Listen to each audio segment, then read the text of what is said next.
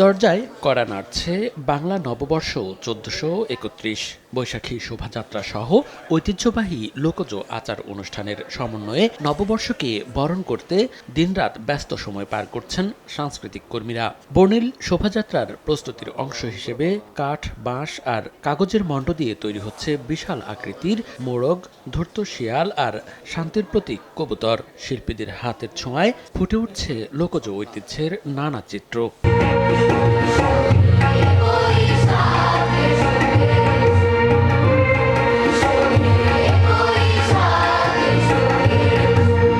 উৎসবের প্রস্তুতিতে উদীচী, পুনশ্চ, বিবর্তন সহ বিভিন্ন সাংস্কৃতিক সংগঠনে চলছে গান, নাচ, নাটক ও গীতিনাট্যের মহড়া।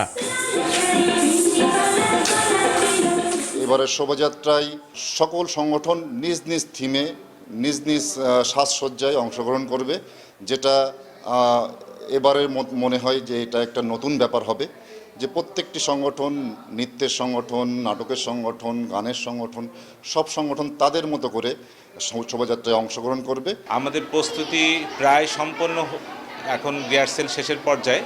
আমাদের নৃত্য, আবৃত্তি, গান, সমবেত গান, আমাদের লোকজ যেসব গান আছে, রবীন্দ্রসঙ্গীত, নজরুলসঙ্গীত, পাঁচগীতি, কবি গান, বিভিন্ন ধরনের গান আমরা আমাদের অনুষ্ঠানে উপস্থাপন করে থাকি। সেইগুলো সবই রিহার্সেল চলছে। প্রতি বছরের মতো শিশুদের একটি নতুন নাটক, আমাদের সিনিয়রদের একটি নতুন নাটক এবং এবছর সংযোজন হয়েছে আমাদের কিশোরদের জন্য একটি নতুন নাটক। আমাদের ছেলেমেয়েরা নাচ, গান, কবিতা, কৌতুক, একক অভিনয়, তা আমাদের এলাকার কিছু মহিলারা আছে, নাটক, সব কিছু মিলাই আমাদের একটি বড় অনুষ্ঠান আছে।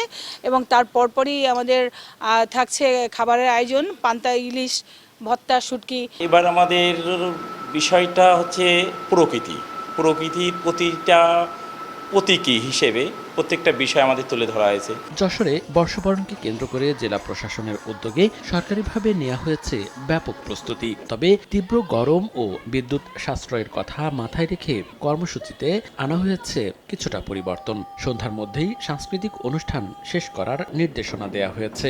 আর আনন্দময় এই আয়োজনকে নির্বিঘ্ন করতে শহর জুড়ে কঠোর নিরাপত্তা বলয় গড়ে তুলতে প্রস্তুত আইন শৃঙ্খলা রক্ষাকারী বাহিনী। এই পয়লা বৈশাখে আমরা সব ধরনের নিরাপত্তা ব্যবস্থা ইনশাল্লাহ রাখবো। এখানে আপনারা জানেন যশোর জেলাতে কেন্দ্রীয়ভাবে একটি র্যালি হবে। এর বাইরেও বিভিন্ন সাংস্কৃতিক, সাহিত্য, সামাজিক সংগঠন আছে, তারা এখানে বিভিন্ন ধরনের অনুষ্ঠান করবে। আমরা প্রত্যেক জায়গাতে আমরা কয়েক স্তরের নিরাপত্তা ব্যবস্থা ইনশাল্লাহ সেখানে আমরা নিশ্চিত করব। কোনো ধরনের শঙ্কা নেই, অত্যন্ত উৎসবমুখর পরিবেশে এই পয়লা বৈশাখ উদযাপিত হবে। কিছুটা পরিবর্তন হয়েছে আমাদের কর্মসূচির মধ্যে, সেটি হচ্ছে যে সকাল 8:30টায় আমরা টাউন হল ময়দান থেকে বর্ণিল একটা শোভাযাত্রা বের করবো, বৈশাখী শোভাযাত্রা। তো যেহেতু আমাদের বৈশ্বিক জ্বালানি পরিস্থিতির কারণে অনেক নিষেধাজ্ঞা আছে, আমরা সেই কারণে এটি সন্ধ্যার মধ্যে শেষ করতে চাই।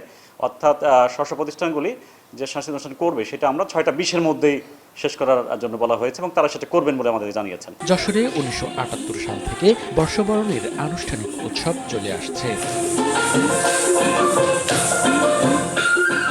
সময় সংবাদ, যশোর।